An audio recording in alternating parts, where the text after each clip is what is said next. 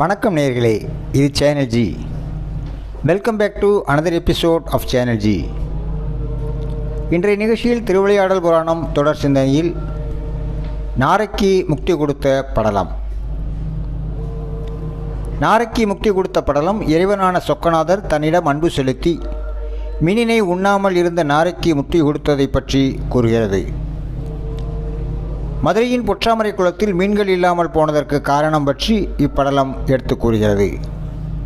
நாரைக்கு ஏற்பட்ட மனமாற்றம், சொக்கநாதரை நாரை வழிபடுதல், இறைவனார் நாரைக்கு கொடுத்த வரம், பொற்றாமரை குளத்தில் மீன்கள் இல்லாமல் போனது ஆகியவற்றை இப்படலம் விளக்குகிறது. படலம் என்பது புராணக்கதை. நாரைக்கு முக்தி கொடுத்த படலம் திருவிளையாடல் புராணத்தின் கூடல் காண்டத்தில் 48வது படலமாக அமைந்துள்ளது. இனி சிந்தனைக்கு செல்வோம். பாண்டிய நாட்டில் வைகை ஆற்றுக்கு தெற்கே அழகிய தாமரை மலர்களை கொண்ட தடாகம் ஒன்று இருந்தது. தடாகம் என்பது குளம். அந்த குளத்தில் இருந்த மீன்களை பிடித்து உண்டு நாரை ஒன்று வாழ்ந்து வந்தது. ஒரு சமயம் மழை இல்லாமல் போனதால் தடாகத்தில் இருந்த தண்ணீர் வற்றிவிட்டது. எனவே அந்த குளத்தில் மீன்கள் இல்லாமல் போனது. இதனால் நாரை உணவில்லாமல் தவித்தது. எனவே அது காட்டினை நோக்கி பறந்தது. அந்த காட்டில் சிவனடியார்களான முனிவர்கள் வாழ்ந்து வந்தனர்.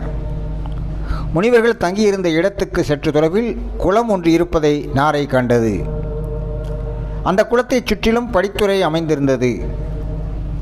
அத்தடாகத்தைச் சுற்றிலும் மரங்கள் நிறைந்திருந்தன. அத்தடாகத்தினை அச்சோ தீர்த்தம் என்று அழைப்பார்கள். இதுவேதான் தங்குவதற்கு சிறந்த இடம் என்று எண்ணிய நாரை அங்கேயே தங்கிவிட்டது. முனிவர்கள் அத்தீர்த்தத்தில் நீராடும்போது மீன்கள் அவர்களின் மீதும் அவர்களின் சடையின் மீதும் புரண்டன. அதனை கண்ட நாரை இம்முனிவர்களின் மேனியில் தவழும் இம்மீன்களை உணவாக கொள்ளுதல் கூடாது என்று எண்ணியது. தீர்த்தத்தில் நீராடிய முனிவரிடம் சத்தியன் என்ற முனிவர் மதுரை எம்பதியின் பெருமைகளையும் சொக்கநாதரின் திருவிளையாடல்களையும் விரிவாக எடுத்து கூறினார். முனிவரின் விளக்கத்தினை கேட்ட நாரைக்கு மனமாற்றம் ஏற்பட்டது. சொக்கநாதரை வழிபடும் எண்ணம் அதிகரித்தது. எனவே அது மதுரை எம்பதியை நோக்கி பறந்தது. மதுரை எம்பதியை அடைந்த நாரை பொற்றாமரை குளத்தில் நீராடி சொக்கநாதரையும் மங்கையர்க்கண்ணி அம்மையையும் வழிபட்டது. இவ்வாறு 15 நாட்கள் வழிபாடு நடத்தியது நாரை. 16ஆம் நாள் நாரை பொற்றாமரை குளத்தில் நீராடச் செல்லும்போது அங்கு மீன்கள் துள்ளுவதை கண்டது. நாரைதானே, உடனே அதற்கு மீனை உண்ணும் ஆவல் உண்டானது. சொக்கநாதரிடம் கொண்ட அன்பினால் நாரை மீனினை உண்ணும் எண்ணம் நாரைக்கு மறைந்தது. பொற்றாமரை குளத்தில் நீராடிவிட்டு சொக்கநாதரை வழிபட்டது. நாரையின் செயலினால் இறைவனுக்கு அதன் மீது கருணை ஏற்பட்டது. இதனால் நாரையின் முன்னால் சொக்கநாதர் தோன்றி, என் இனிய நாரையே, உனக்கு வேண்டுவது யாது என்று வினவினார். அதற்கு நாரை, ஐயனே, இப்பிறவியை நோக்கி உன்னுடைய அடியவர்கள் வசிக்கும் சிவலோகத்தில் என்னை சேர்த்து கொள்ள வேண்டும். என்னைப் போல பறவைகள் இத்தீர்த்தத்தில் உள்ள மீனினை உண்ணாமல் அவர்களுக்கு பாவம் வந்து சேர்ந்துவிடும்.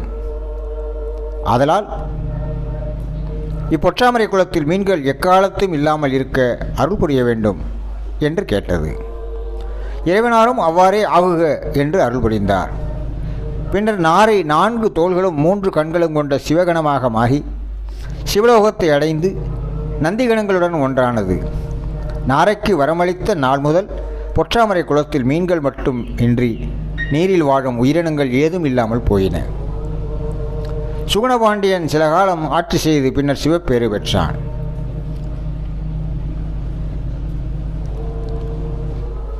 பிற உயிரினங்களுக்கு தீங்கு விளைவிக்காமல் இருப்பது இறைவனை அடைய சிறந்த வழி என்பதே இப்படலம் கூறும் கருத்தாகும்.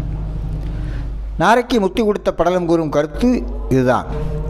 பிற உயிரினங்களுக்கு தீங்கு விளைவிக்காமல் இருப்பது இறைவனை அடைய சிறந்த வழி என்பதே ஆகும். அன்பு நேயர்களே, இது சேனல் ஜி. உங்களுக்காக தினம் ஒரு நிகழ்ச்சி வலம் வந்து கொண்டிருக்கிறது. உங்கள் எண்ணங்களையும் கருத்துக்களையும் எங்களுக்கு எழுதி அனுப்புங்கள். நீங்கள் எழுதி அனுப்ப வேண்டிய முகவரி podcastchannelg@gmail.com. மற்றொரு இனிய சிந்தனையில் உங்களுடன் கலந்து கொள்ள காத்திருக்கிறேன். அதுவரை உங்களிடமிருந்து அன்பு வணக்கம் கூறி விடைபெறுகிறோம். நன்றி, வணக்கம்.